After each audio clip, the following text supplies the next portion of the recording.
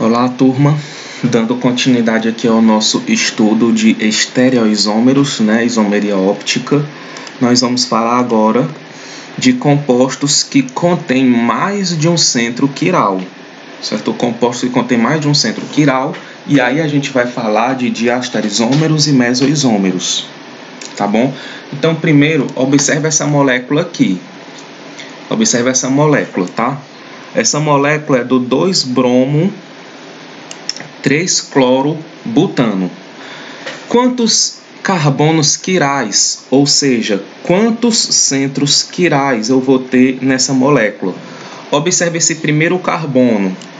Esse carbono é quiral? Não, não é quiral. Por quê? Porque apesar dele ser tetraédrico, mas eu vou ter 4 substituintes iguais. Então ele não configura um carbono quiral. O carbono 2, que é esse carbonozinho aqui, ele é quiral? Ele é quiral. Por quê? Porque ele apresenta 4 substituintes diferentes. Observe que ele apresenta um hidrogênio, um bromo, um grupo aqui CH3 e esse outro grupo aqui. Ou seja, ele é tetraédrico com 4 grupos de átomos diferentes. Portanto, esse carbono 2, ele é quiral. Ora, se o carbono 2 ele é quiral, isso quer dizer que esse carbono 2 vai apresentar uma configuração destrogira e vai apresentar uma configuração levogira. Tá bom? Certo? Ele vai ter uma imagem não sobreponível no espelho. Beleza? A mesma forma com o carbono 3. O carbono 3 ele também é quiral. Observe que ele tem esse grupo maior, esse daqui é o átomo de hidrogênio, um cloro e esse grupo aqui, menor. Ou seja, 4 grupos de átomos diferentes, certo? Que caracteriza então ele como um centro quiral, um carbono assimétrico. Um carbono assimétrico, beleza? Portanto, esse carbono 3 também vai apresentar enantiômeros, um destrogira e um levogira também, certo? Ou seja, ele também vai apresentar uma imagem não sobreponível no espelho, beleza? E o último carbono, o quarto carbono, ele não é quiral. Não é quiral porque 3 dos 4 substituintes são iguais. Beleza. Então, essa molécula do 2-bromo 3-clorobutano apresenta 2 carbonos quirais. E cada carbono quiral desse vai apresentar uma configuração destrogira e levogira. Beleza? Então, olha o que a gente tem aqui, ó. Observe que esta molécula apresenta 2 centros quirais, como indicado pelos asteriscos, certo? Então, os asteriscos aqui indicam que eles são centros quirais. Cada um deles pode apresentar uma configuração D, que é destrogira, ou L, que é levogira. Esse D ou L também pode ser minúsculo. Ou seja, olha só, 4 isômeros ao todo são possíveis nessa molécula, gente. 4 isômeros ao todo são possíveis nessa molécula, porque eu vou ter um par de enantiômeros para esse carbono e eu vou ter um par de enantiômeros para esse carbono. Por isso que ao todo eu vou ter 4 isômeros. E que isômeros são esses?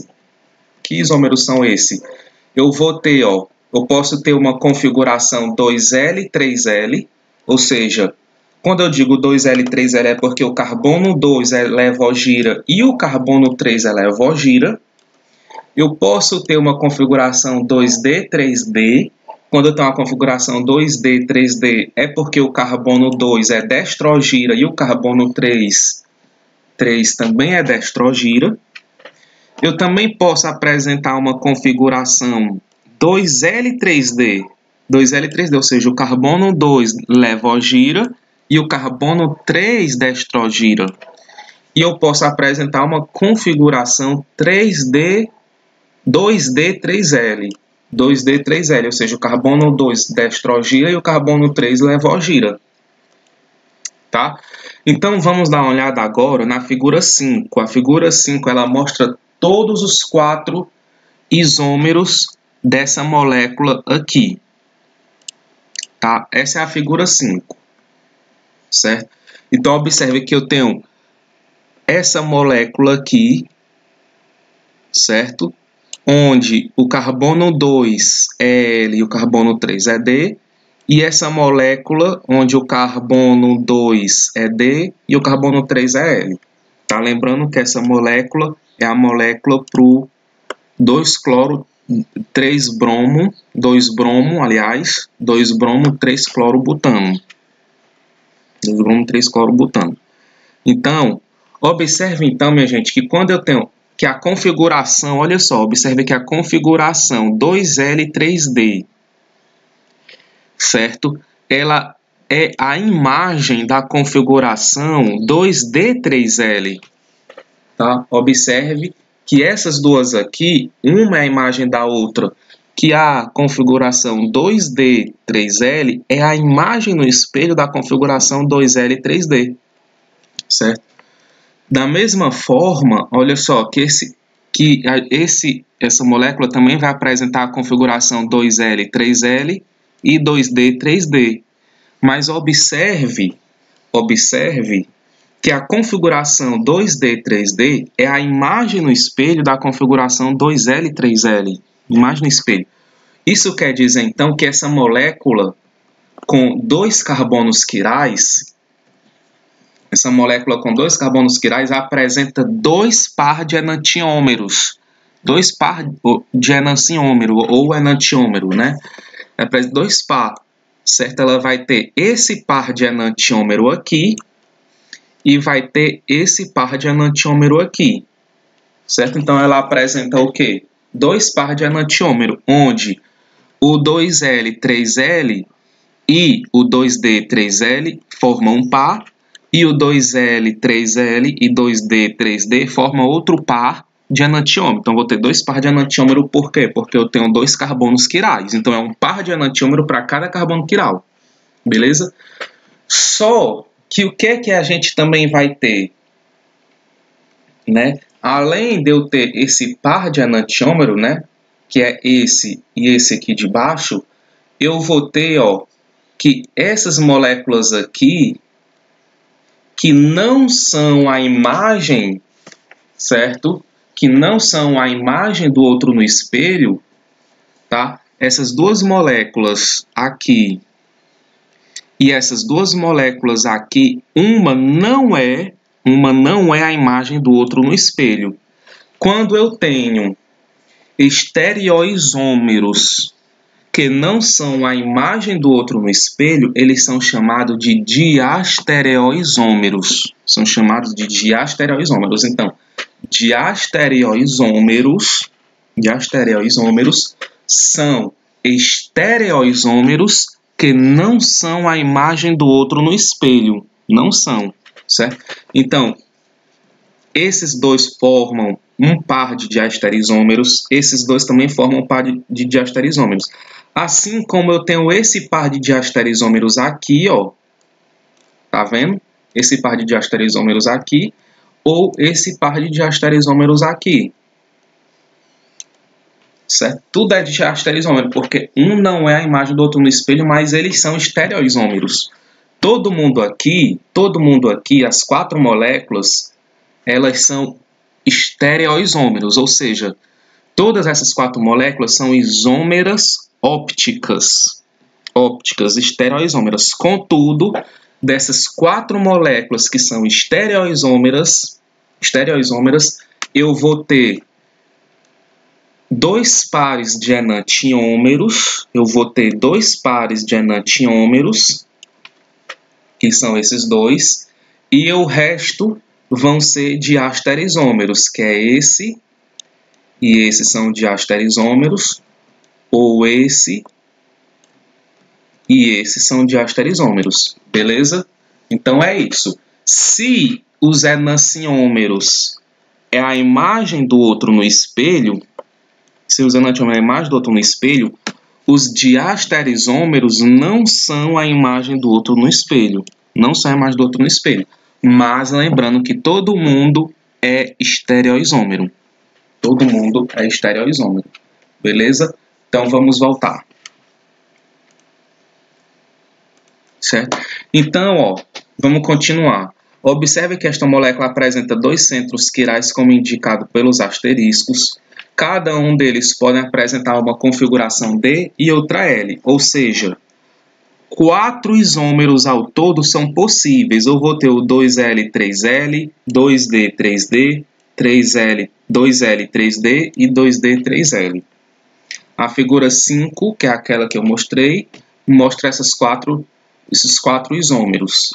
Aí observe aqui, ó, dos 4 isômeros apresentados na figura 5, observe que temos dois pares de enantiômeros. Os pares de enantiômeros é o 2L, 3L, 2D, 3D, que é esse daqui, ó. Esse daqui, certo? E eu também vou ter o 2L, 3D e 2D, 3L, que forma outro par. Que vai ser esse daqui. Beleza? Voltando. Só que além de eu formar dois pares de enantiômeros, eu vou ter a presença de diastereisômeros. Como 2L, 3D e 2D, 3D, por exemplo.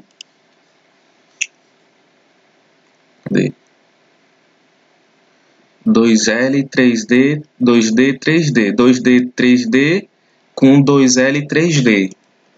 Esse daqui forma um par de diastereisômeros, tá?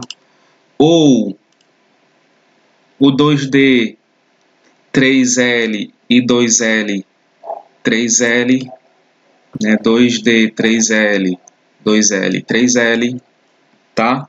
Ou o 2D, 3L com 2D, 3D, 3L com 2D, 3D, né? Ou esses dois, né? Que é o 2L, 3D com 2L, 3L, beleza? São os diastereisômeros. Então, observe então que dos 4 isômeros ópticos apresentados na figura 5, eu vou ter dois pares de enantiômeros, que são esses, e eu vou ter a presença de diastereisômeros. Definido diastereisômero,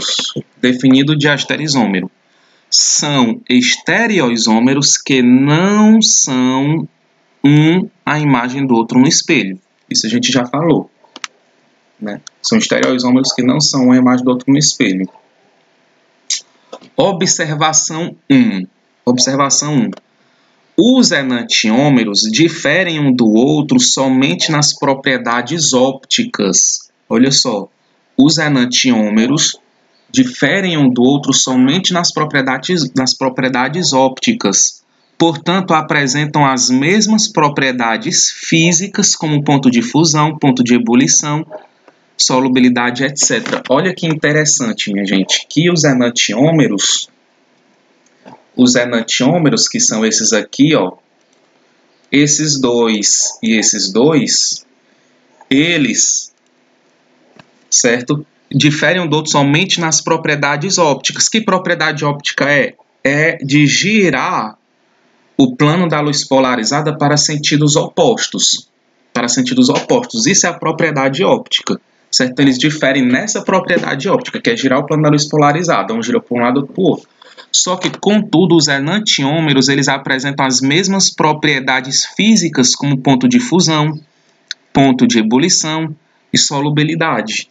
Isso é muito interessante, porque a gente viu anteriormente, quando a gente falava lá no começo sobre isomeria plana, a maior parte daqueles isômeros planos, eles tinham propriedades químicas semelhantes, mas as propriedades físicas daqueles isômeros planos, né, eles eram diferentes, poderiam ser diferentes, lembra disso? Só que aqui nos enantiômeros não. Nos enantiômeros eles diferem apenas nas propriedades ópticas.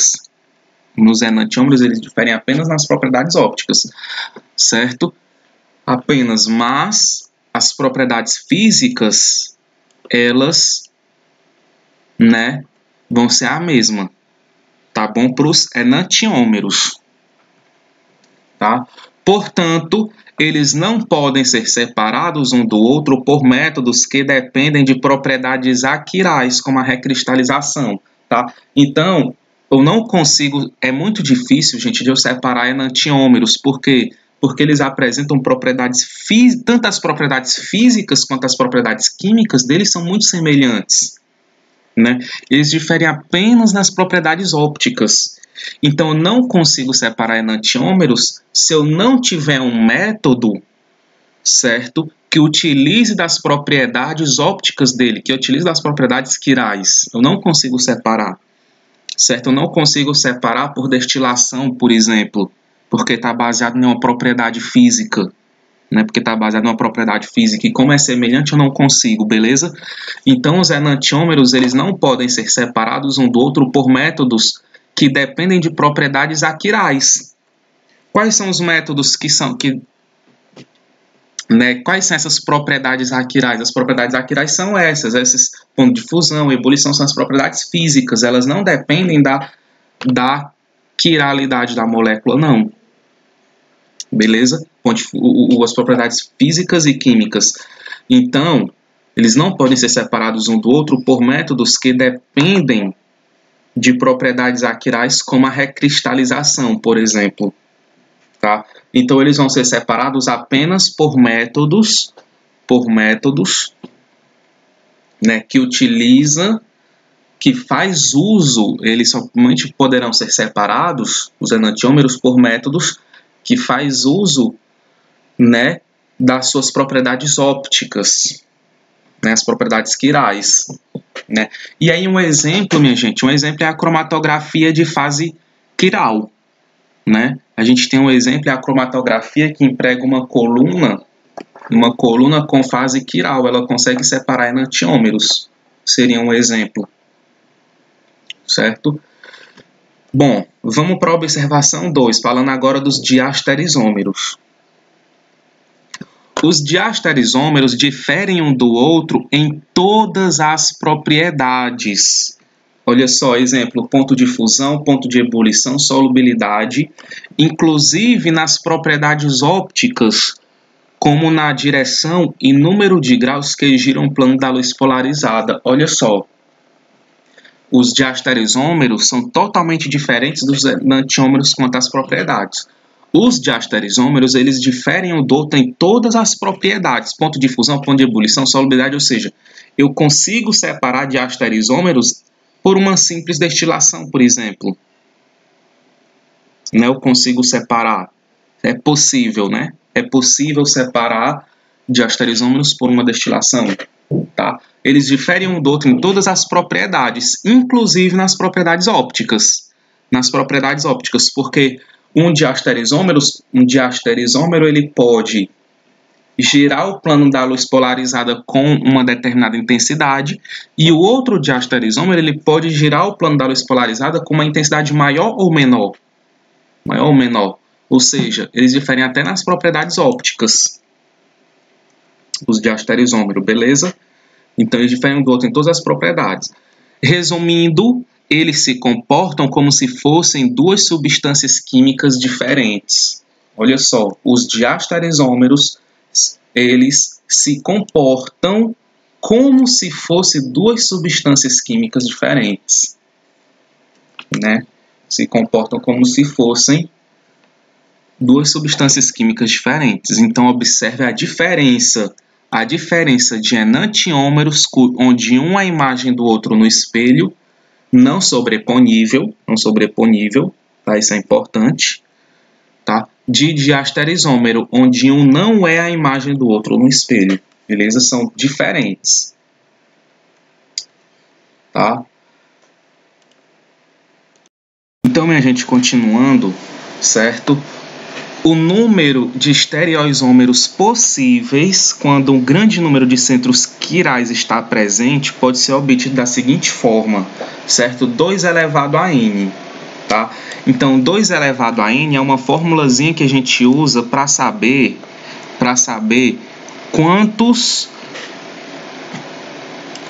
quantos estereoisômeros uma molécula que tem vários centros quirais pode ter, certo? Onde esse N é o número de centros quirais. Esse N é o número de centros quirais. Então, certo? Se a minha molécula tem N centros quirais, ou seja, se a minha molécula tem N carbonos quirais, 2 elevado a N é o número de estereoisômeros, tá? De estereoisômeros, tá bom? De forma que essa molécula apresentará 2 elevado a N sobre 2 pares de enantiômeros, ou seja, a metade é de pares enantiômeros. Vamos olhar para a molécula do 2-cloro, do 2-bromo, 3-cloro-butano. Ele tem 2 carbonos quirais. Se ele tem 2 carbonos quirais, então eu vou ter 2 elevado a 2 estereoisômeros. 2 elevado a 2 é 4. Portanto, para aquela molécula lá do 2-cloro, do 2-bromo 3-cloro-butano, eu vou ter o quê? 2 elevado a 2, que é 4 estereoisômeros. Tá aqui.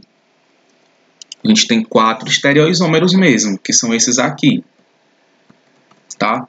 Agora, desses estereoisômeros, quantos vão ser enantiômeros? Aí eu vou ter 2 elevado a N sobre 2. Ou seja, 2 elevado a 2, que eu tenho 2 carbonos quirais, é 4, dividido por 2 é 2. Então, eu vou ter 2 pares de enantiômeros. 2 pares de enantiômero, justamente, está aqui, ó. 2 pares de enantiômero. Um par aqui e outro par aqui, certo? Um outro exemplo, tá?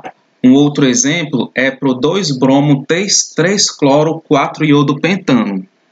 Quantos carbonos quirais eu tenho nessa molécula? Esse carbono aqui, o carbono é quiral? Não, não é quiral, porque eu tenho 3 substituintes iguais. Esse carbono aqui é quiral? Ele é quiral, porque eu vou ter esse substituinte, esse e esse, que são todos diferentes. Então, eu vou ter esse carbono quiral, carbono 2. O carbono 3 é quiral? É quiral, porque eu vou ter esse substituinte, esse e esse, que são todos diferentes. Né? São todos diferentes. Observe que esse substituinte difere desse substituinte pela substituição de um bromo por um iodo. Tá? Então, esse carbono é quiral. Esse carbono aqui é quiral, porque eu vou ter um iodo, um hidrogênio, um CH3 e essa estrutura grande, tá? E esse último carbono aqui é quiral? Não, não é quiral, porque eu tenho 3 substituintes iguais. Portanto, nessa estrutura eu tenho 3 carbonos quirais. Cada carbono quiral desse vai apresentar uma configuração D e uma configuração L. Se eu tiver, então, aplicando a regra 2 elevado a N, que é o número de centros quirais, eu vou ter 2 elevado a 3. Isso quer dizer que eu vou ter 8 estereoisômeros para essa molécula. 8 estereoisômeros para essa molécula. Sendo que desses 8, eu vou ter 4 pares de enantiômeros. Tá? 4 pares de enantiômeros, que é 2 elevado a 3 sobre 2. Tá bom? Beleza? Vamos falar agora de composto meso. Tá? Composto meso. Minha gente, observe a molécula. Observe a molécula do 2,3 diclorobutano. A molécula do 2,3 diclorobutano, essa molécula aqui. Quantos carbonos quirais eu tenho nessa molécula? Quantos carbonos quirais? O primeiro carbono é quiral? Não é quiral. O segundo carbono é quiral? É quiral. Eu vou ter 1, 2, 3, 4 com hidrogênio, certo? 4 compostos diferentes ligados a ele. Então, esse carbono aqui é quiral. O carbono 3 é quiral? É quiral. Eu vou ter 1, 2, 3, 4 grupos de átomos diferentes ligados a ele. Então, o carbono 3 é quiral. O último carbono aqui, carbono 4, é quiral? Não, não é quiral. Essa molécula do 2,3 diclorobutano, ele apresenta 2 carbonos quirais. Se a gente for aplicar essa regra do 2 elevado a N, a gente ia ver que essa molécula iria ter iria ter 4 estereoisômeros. E desses 4 estereoisômeros, nós teríamos o quê? 2 pares de enantiômeros, que é 2 elevado a n sobre 2. Beleza? Eu teria, então, 4 estereoisômeros e 2 pares de enantiômeros. Agora, vamos analisar todas essas estruturas pela figura 6. Vamos analisar todas essas estruturas. Essa é a figura 6, beleza? Voltando aqui, essa é a figura 6. Tá? Como é que...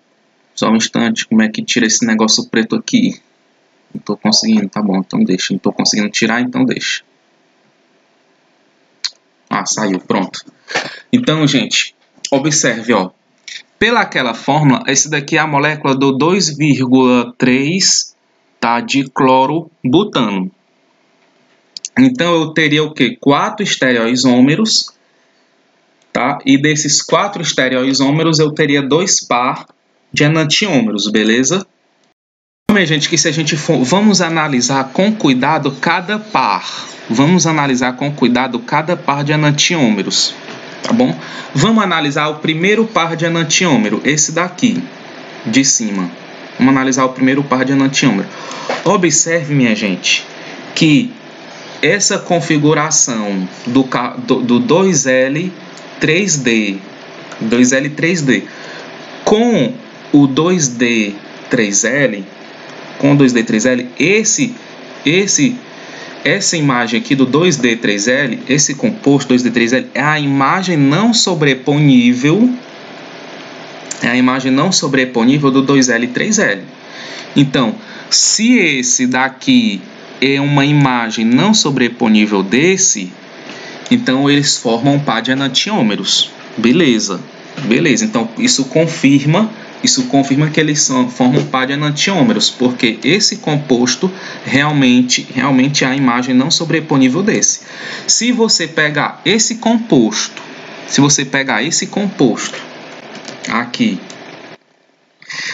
e tentar encaixar esse composto nesse daqui, você não vai conseguir encaixar. Você pode girar ele de todas as formas possíveis, pode tentar encaixar, que você não vai conseguir encaixar todos os átomos. Você pode conseguir encaixar 2 átomos, certo? Até 2 átomos, mas outros átomos não vão estar encaixados. Então você não vai conseguir se você pegar ele e girar. Então, realmente, esses dois de cima formam um par de enantiômeros. Agora, observe essas 2 moléculas de baixo, minha gente. Observe elas. Tá? Observe que o composto 2D 3D não é a imagem do composto 2L 3L. Observe que esse composto 2D 3D não é a imagem desse composto. Por quê? Porque não é a imagem? Porque, na verdade, minha gente, esses 2 compostos são iguais. Na verdade, se trata de um mesmo composto. Por quê?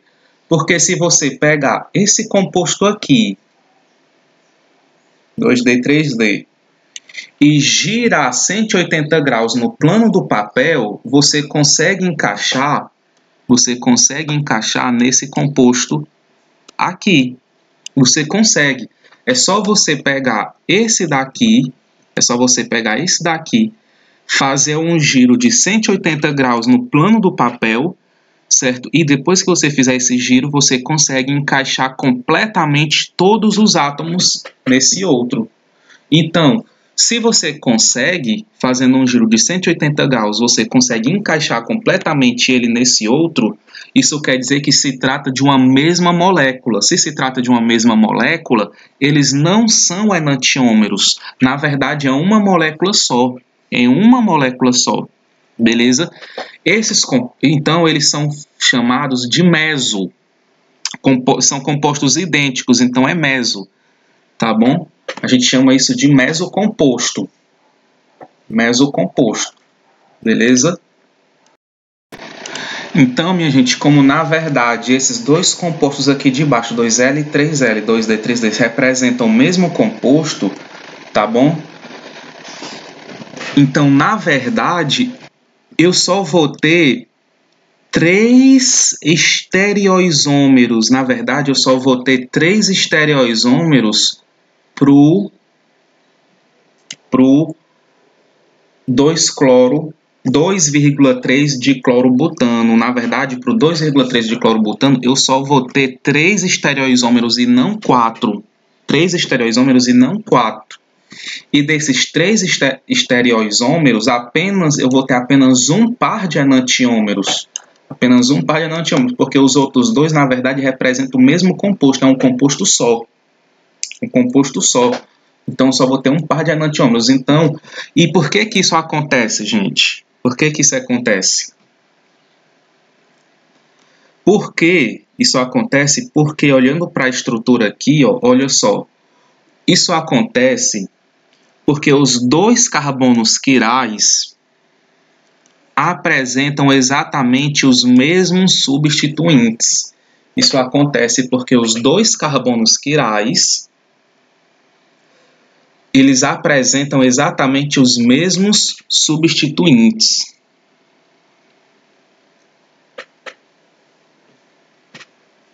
Tá? Então, para esse caso, para os casos, certo? Para esse caso em que os carbonos quirais apresentam exatamente os mesmos substituintes, essa regra aqui de 2 elevado a n não se aplica.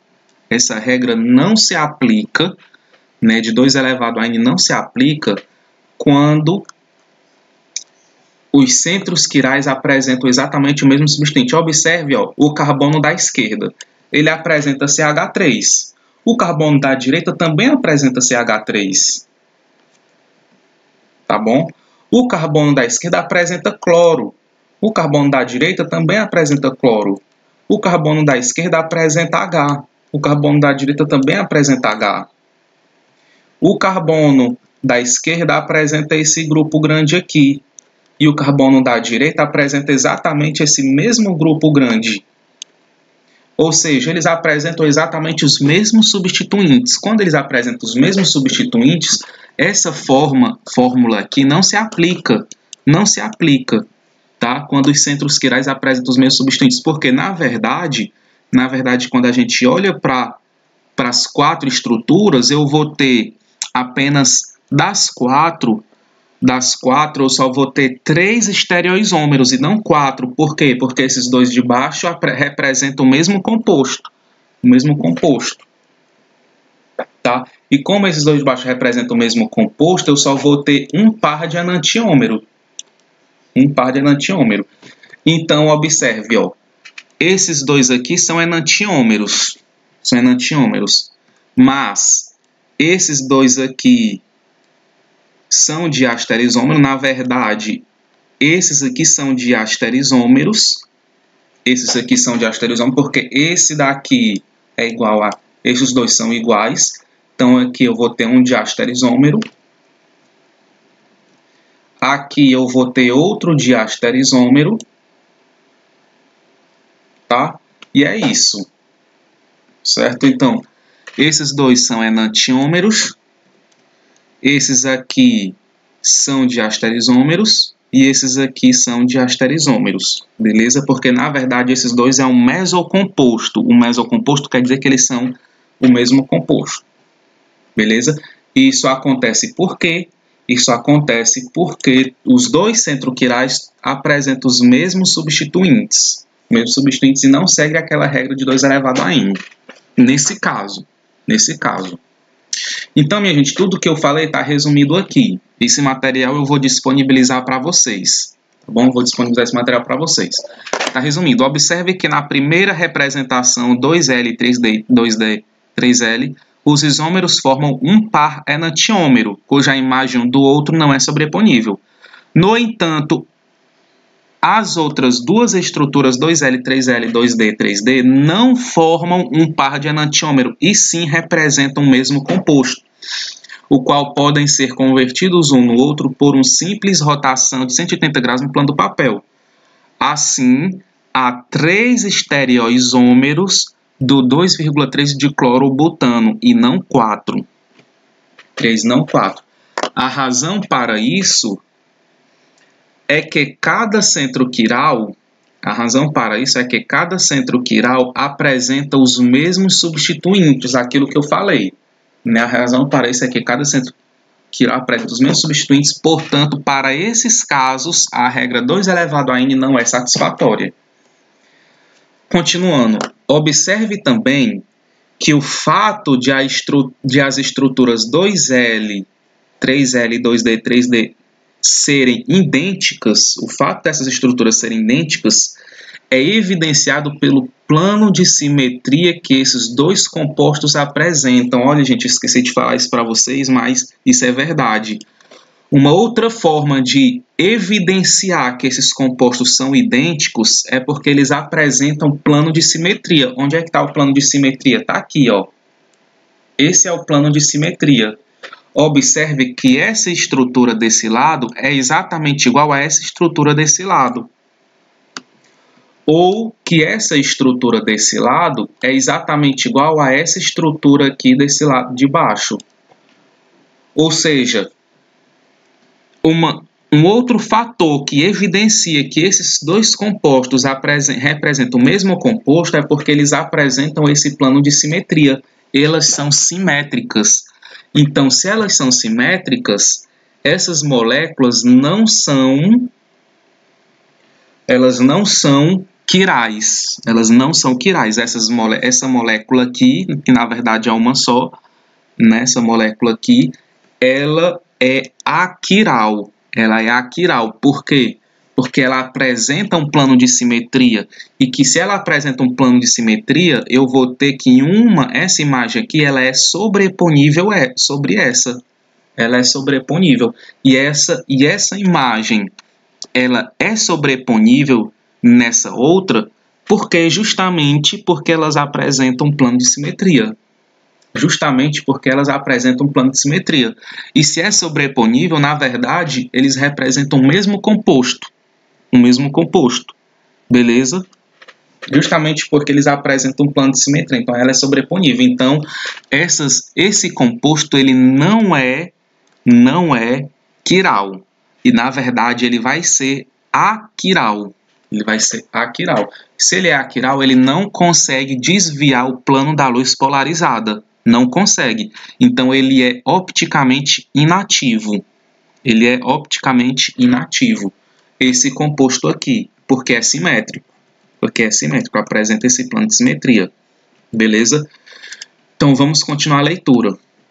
Então, observe também que o fato das estruturas 2L, 3L, 2D, 3D, que é essa daqui, tá? Que é essa daqui, serem idênticas é evidenciado pelo plano de simetria. Ó, isso é evidenciado pelo plano de simetria que esses dois compostos apresentam.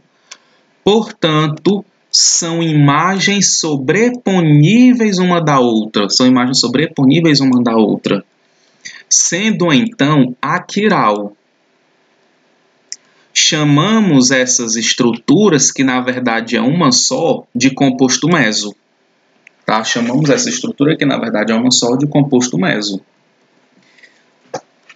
Então, minha gente, definindo o composto meso, um composto meso, ele é um diastereisômero aquiral de um composto concentro quiral.